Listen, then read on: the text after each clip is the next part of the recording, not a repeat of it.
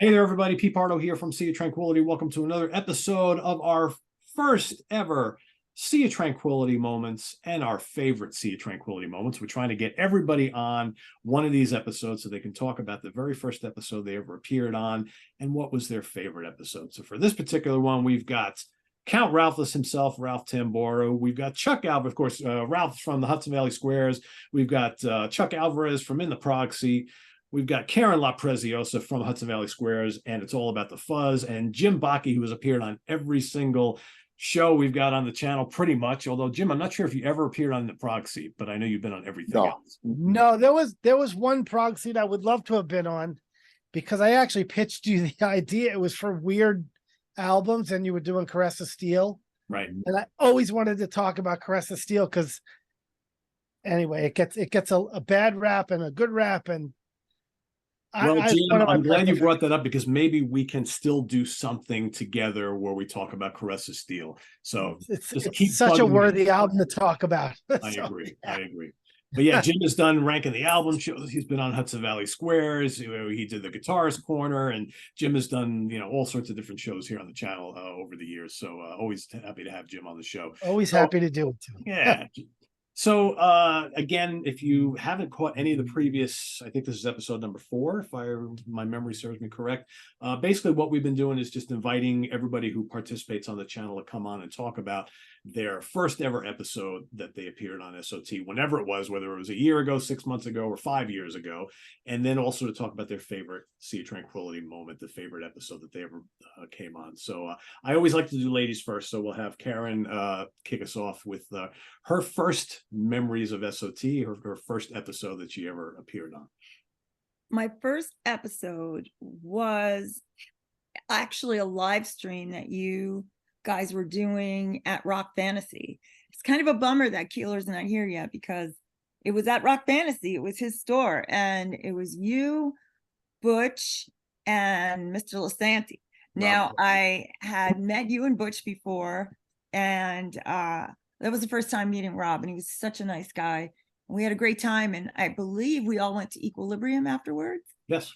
Yep. And I have a great picture of you, me, Keeler, and Count Ralphus. I love it. It's my favorite. So yeah, that was my first time, and it was a lot of fun.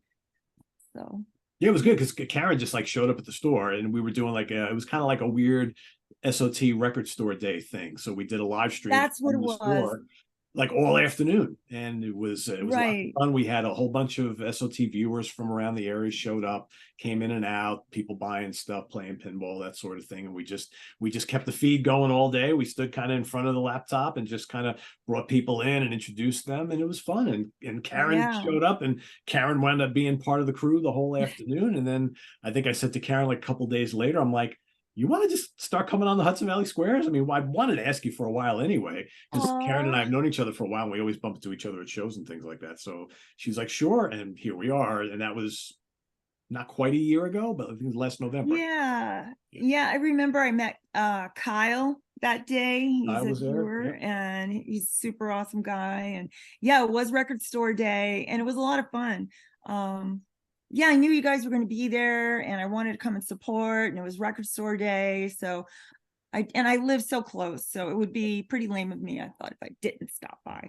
There you go. See? Very cool. All right, cool. All right, Ralph. Yeah, that day I stopped out, but I stopped out right as you were leaving, pretty much. We saw you outside of the street. Yes. Right. Yeah. They were like, come have a beer with us. And you're like, okay, cool. We were going for another hour or so, but yeah, so I found the channel through Rock Fantasy. I guess Keeler probably shared it a few times that you were on doing it in his store, really early on. And you know how YouTube works. Once you watch a channel a few times, they'll start recommending videos. And I was catching one where you were reviewing biographies that you had read, music biographies, and I really love reading books, and so that caught my eye. I watched that, and then before I knew it, I subscribed, and I was watching all the time. But so I was doing a Rock Fantasy Files episode with Steve, and he said, okay, I got to cut out early because I'm doing Sea of Tranquility, Hudson Valley Squares. I asked him, hey, what was tonight's episode? And he said, Number of the Beast versus Screaming for Vengeance. I said, oh, wow, that's a good one. That's going to be a hard one. I said, I got a good shirt. Too bad I couldn't lend it to you for the episode. And I didn't have it right on me at the second, but I do right now. But this is the shirt. It's Number of the Beast on one side and Screaming for Vengeance on the other side. It's the original 1982. Gotta love the bootleg. Who was at that tour? Anybody? No, I wish. wasn't even I at wish. the- One of I my was. coworkers was at that. He saw that. He I saw. went 3 times. Saw for them me. next go around, but not on that one. Yeah. So Steve was Was like, a "Oh, good I'll one." mention it." Steve was like, "I'll mention it to Pete because people dropping out every now and again. They can't make an episode or whatever." He goes, "Maybe he'll have you on." I said, "All right." And like 5 minutes later, he said, "Hey," he said, "you could be on." I'm like, "Okay," but he didn't tell me the time. So I thought I had a whole hour to get ready. So I started looking for like background stuff, and I changed the shirt I was wearing. I found this shirt, and I pulled this shirt out of retirement, so I had the thing. And then I was like 15 minutes early to sit in front of it, going, "Okay, I'm just going to sit here for 15 minutes and wait." And then when I finally logged in, these guys were on the last 5 minutes of it. And I was like, I could have been on it the whole time, but they still let me do my picks, that was my first time. It was kind of like a little disaster.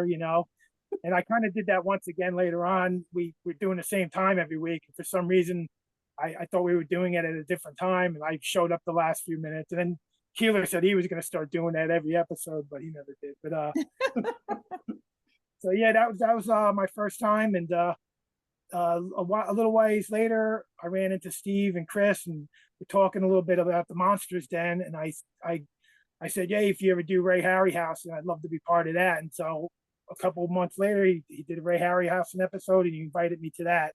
And that was kind of like my first like full episode thing I did was. Well, remember, you got to go back a little bit. So we met up at the Chance, and you came up to me, and you were like, "I really want to do that Ray Harryhausen episode on the Monsters Den." I'm like, "All right, we'll do that." And then you said, "If you ever do a King Kong one, I want to do that too." So those are like the first 2 Monsters Den that you did, and they were both like epic. Those, I mean, those were just such great episodes, and Yeah, that was fun. he's had all his toys and all this stuff. It was just great. Yeah, very, very cool.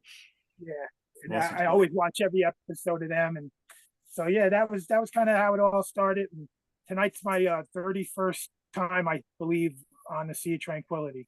Oh, cool. Wow. A little over a year now, but it's up to That's 30. great. Cool. Awesome. Chuck. Oh man. Well, good evening, everyone. Oh man, it's funny how we all met up with each other. And so I remember Anthony for like about maybe 5 or 6 months. Anthony Ferraro, I've known him for quite a long time. And he was telling me that he said that he was going on the show with Pete Pardo. And he asked me if I knew who Pete was. I says, I think I know who he is, and so from Progressive Ears, which is a fanzine that most of the people usually go to talk about progressive rock, all type of progressive music. And I told him, I was like, yeah, I don't know if I really had the balls for that, and so forgive my French, and so, but I was like, I'll see if I try it out, and so it was just myself, Anthony. I finally got to meet Peter, and also George Lemie. And that's where we had started doing our show, which was the 23rd of February of 2021. And yeah, I actually found it. And it was our first show was on concept albums, and we got to pick top 5 from our concept albums. And I was pretty nervous, because I never did a show like that before. So, and one of the things that my wife hates about that show is that I was in my kitchen, and right behind me there was a bag of chips. If you look it up, and so right behind me is a bag of chips. And but when it ended, everyone was like, "Oh, Chuck, you should have just broke out a bag of chips and just let us all and share it with us," and so forth. And I showed it to my wife this morning. She said, "Oh man, that stupid episode!" And then you wore a T-shirt too. So she was really good. Yeah, the tank top. Oh man, you don't know how many people were complaining about my tank top. So I was like, from that point onward, so I was like, let me just wear a regular T so that I could find over here and just get it over with. But I went to that episode changed a lot for me, and so because I always look forward to doing the show whenever I had time. And I just see that sadly, like the last few months and so, which has been pretty busy for my wife and I trying to find a new home. But look, so but other than that, and so that first episode, what's that? We picked some pretty good First ever in the Prague Seed episode, right? Yes, the very first ever, February Yeah. 23rd, 2021. That was, for me, that was like, I mean, I started up a brand new show on the channel with like 3 co-hosts who had never really done anything on the show. Oh. Anthony did like a ranking the albums with me, and I think George did an episode, but really it was like with 3 folks who didn't have a lot of experience on the channel at all, and and we're still going, right? So Yep. And it blew up. Yeah. You know, we got Ken, we have Chad, we have Lewis, Steven, yeah, exactly. So it's yeah.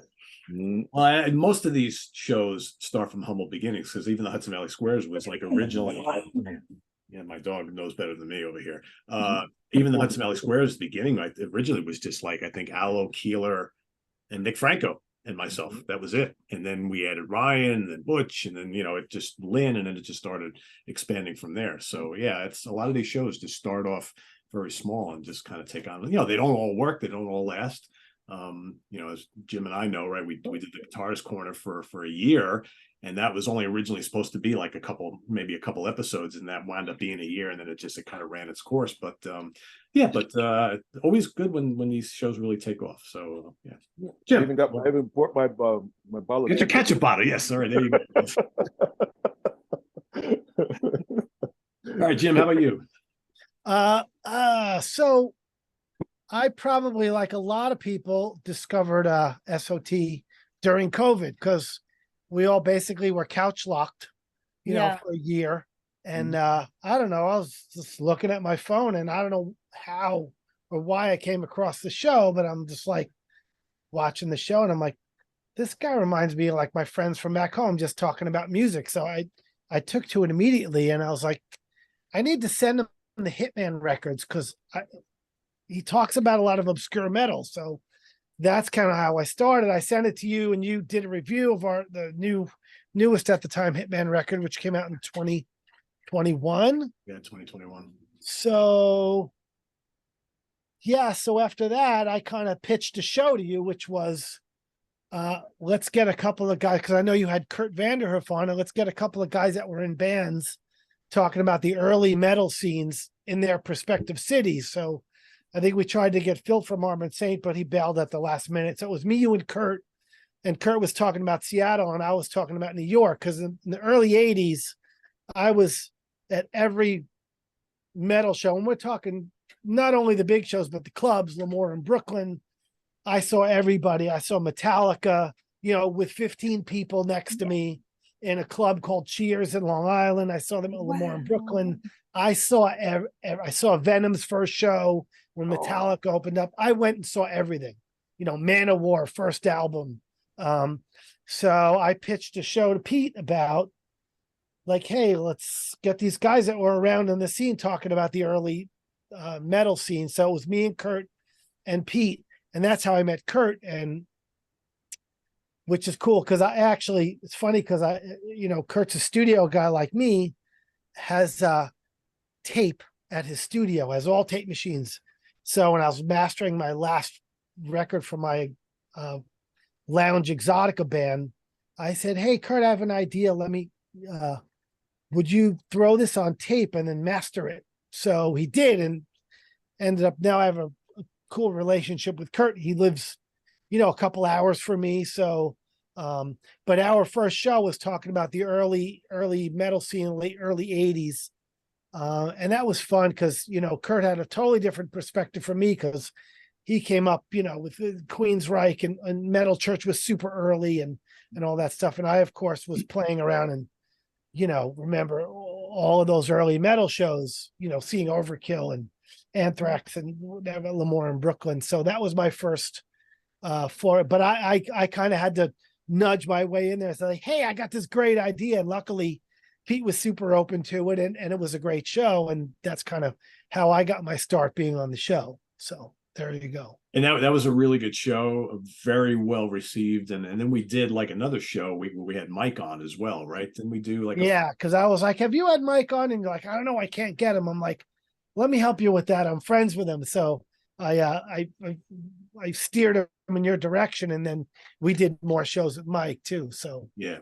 Yeah, I've been chasing Mike Portnoy for years, and Jim was instrumental in hooking us up, and now I've had Mike on the show like countless number of times, and I consider him a friend now, so I'll always be thankful. And he's a great guest. Oh, he's a great guest, and he's a great guy. You know, it's like He is a great guest. Awesome. Yeah, so cool.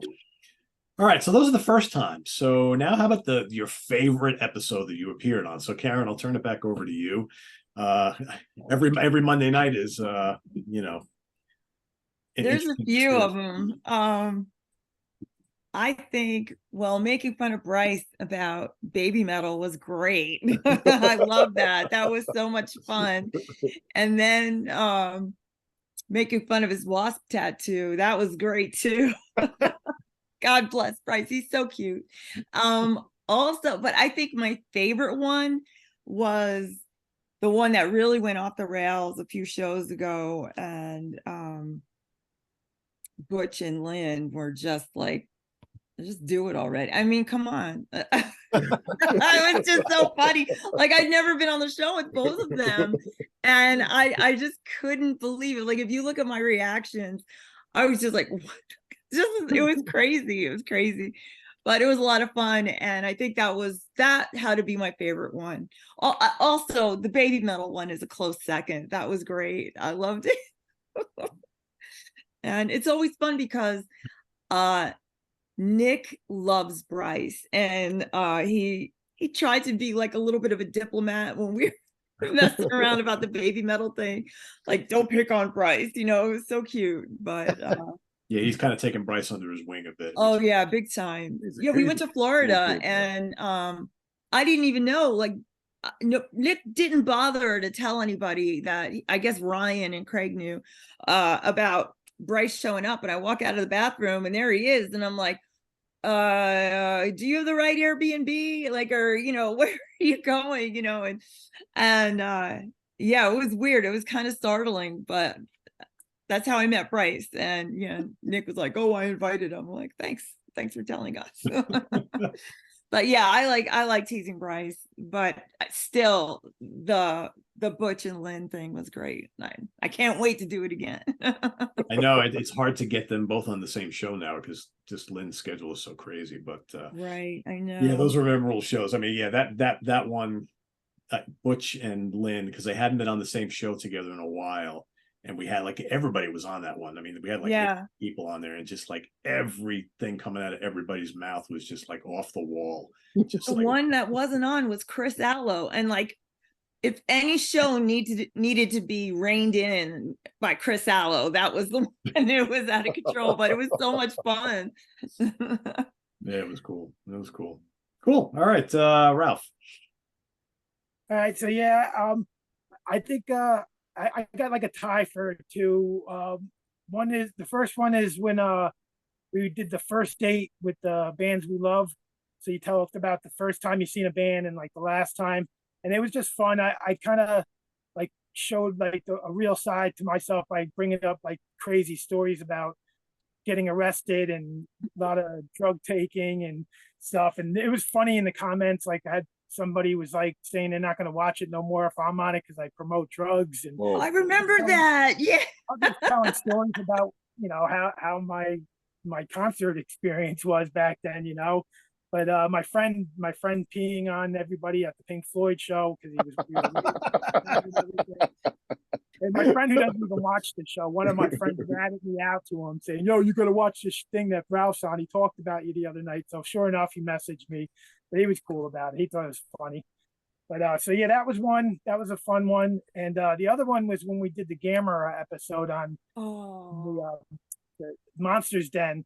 And the funny thing about it is, it just like a funny thing came into my head near the end of the episode. You and Pete and Chris had the special edition boxes that had like hours and hours of extras on the Gamera movies. So out of nowhere, I just came up with this goofy thing. I said, "Oh, so they talk about how the Gamera theme song was a #1 hit in Japan that year, right?" Really? You guys were both kind of looking at me like, "I don't remember that," you know. I said, "It's crazy for this a thing called Do the Turtle, where they laid on the ground and they put their arms up and the other partner spun them around like they were a turtle." I said, "They didn't show." I didn't watch them all yet. And then before you knew it, the episode ended, and I never said, "Hey, by the way, I was just making that shit up." But I told you guys It must have been in the 3 hours that I didn't watch, right? I I don't mentioned know it how to you guys as sat soon as through it all those ended. camera movies. I said it to you guys. I said, "Yeah, I just made that little thing up at the end." And I remember Craig just like losing it. He couldn't believe it. He just started crying, laughing. He thought it was the funniest thing that I just blurted that out. So this is the first time I was waiting for somebody in the comments going, "I can't find anything about this dance craze, do the turtle." No one ever called me out on it or nothing. So I'm finally confessing tonight about that. That was a lot of fun. Yeah, that was funny. I think we had Rick Labonte was on that one as well, so that was an He's epic great. He's episode. great. I love being on with.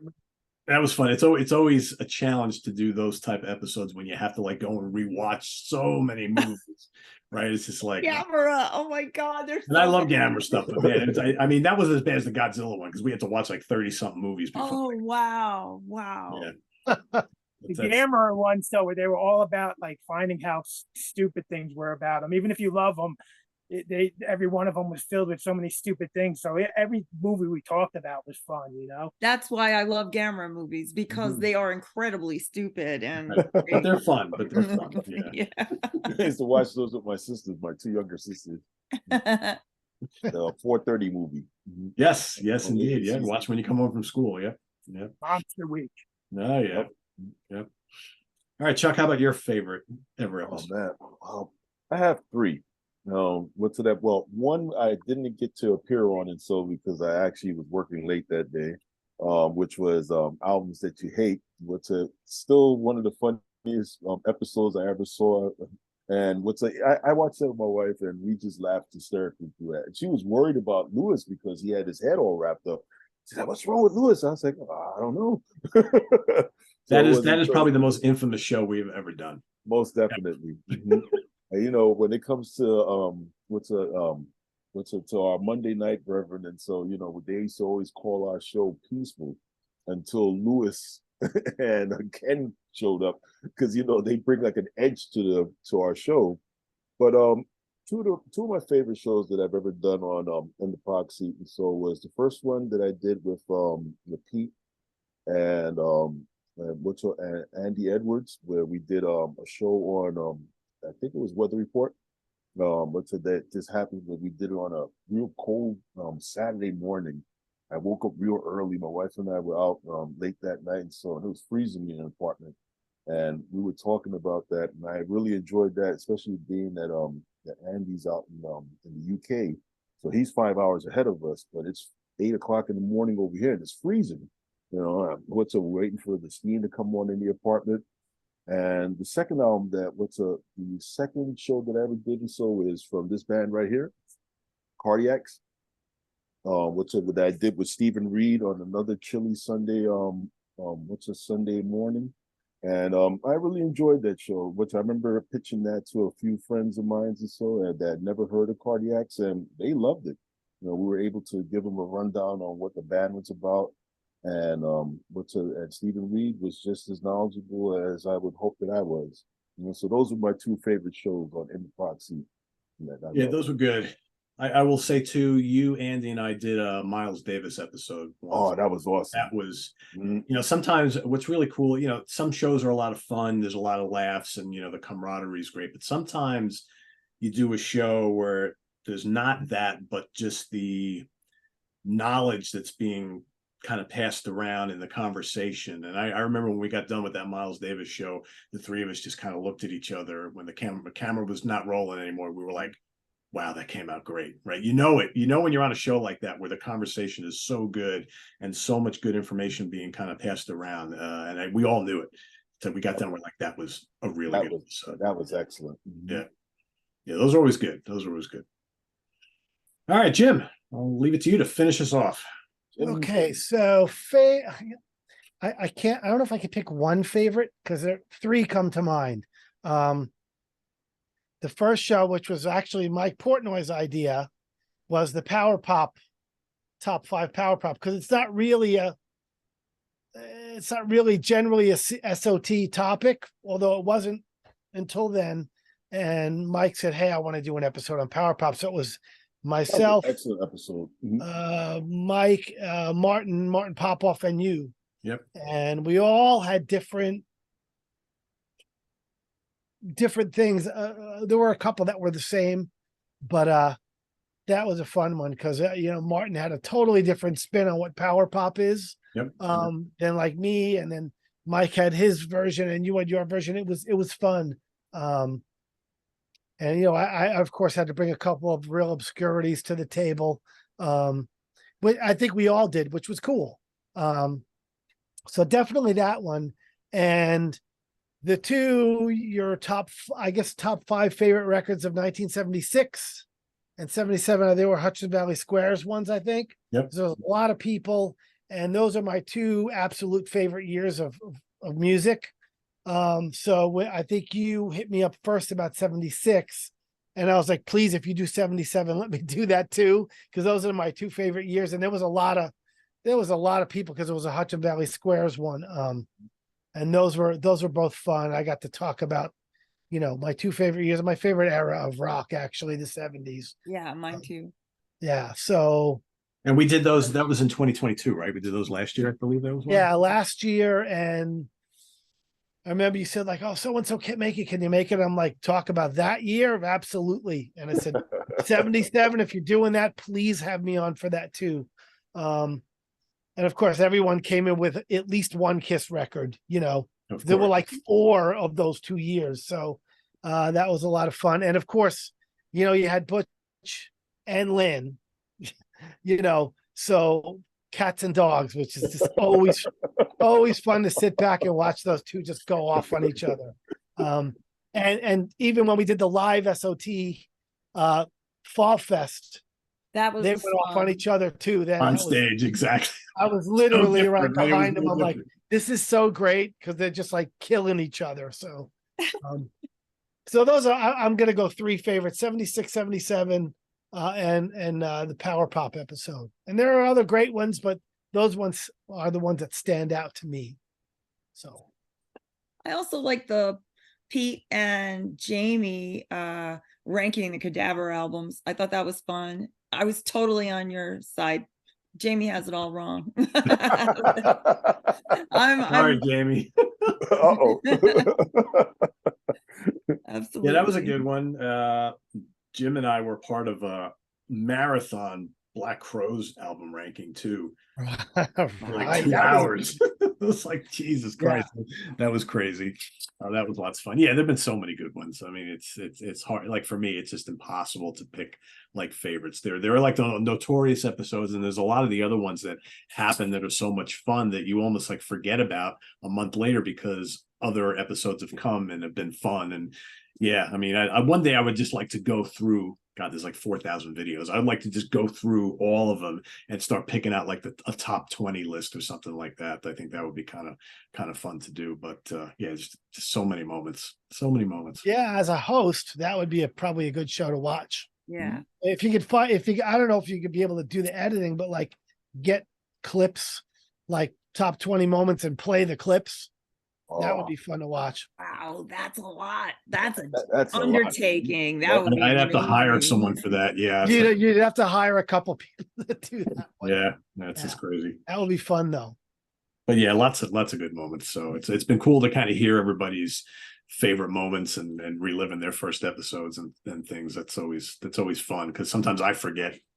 I think I'm pretty good with remembering most people's first for the most part, but their favorites obviously are their favorites. That's got nothing to do with me. So yeah, cool. Yeah. Well, I thank you all for joining me here tonight. This is fun, and what's really been cool for over the 3 episodes we've done so far is to see the viewers talking about how they remember everybody's first episodes and how they've been talking about some of their favorite episodes featuring everybody here, right? So what'll be really cool is for the folks watching to talk about some of your favorite episodes featuring these 4 wonderful people here, and we hope to have. We don't have many people left. So we have another episode coming up in a week where we'll have some of our British folks participating. So we'll have Simon Bray, Stephen Reed, Andy Edwards, and Phil Aston appearing on a show together. I'm having to do that at a different time so we can accommodate them because it's when we record these, it's a little late for those guys. And we still haven't gotten Chris Allo or Lynn Versace on a show, or Sydney Taylor, but it's kind of tough with Sydney because she's on tour with Alice Cooper. So, and I'm not sure if there's anybody else I'm forgetting, but I'm gonna have to go through the roster and make sure we haven't forgotten anybody. So we'll make sure to get everybody on at least once so you can hear their story. And till then, visit us on the web at www.seatranquility.org. We're on Facebook, we're on YouTube, all together. All the damn damn time. Thanks for watching, everybody. Put your comments down below and your memories of these folks you. and the shows they've been on. And we'll see you next time here on the channel for Count Ralphus, Chuck Alvarez, Karen La Preziosa, and Jim Bacchi. I am Pete Pardo. Thanks for watching, everybody. We'll see you soon here on Sea of Tranquility. Bye-bye. See ya.